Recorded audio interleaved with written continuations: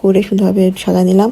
আর কিছুদিন পর তো দুপুরে খাওয়া আমাদের সবার বন্ধ হয়ে যাবে, একটা সুন্দর একটা দিন চলে আসতেছে না।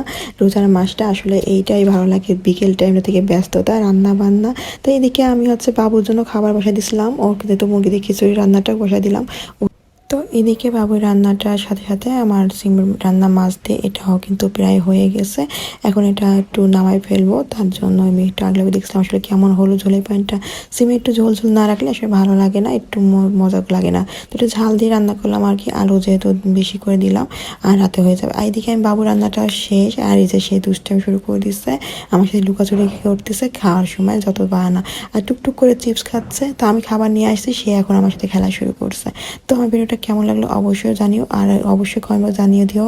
আর পেজটা অবশ্যই ফলো দিতে কেউ ভুলো না, আর পেজের পাশেই থেকো, আর ইউটিউব থেকে অবশ্যই সাবস্ক্রাইব করতেও কিন্তু ভুলো না। তো সবাই ভালো থেকো, আল্লাহ হাফেজ।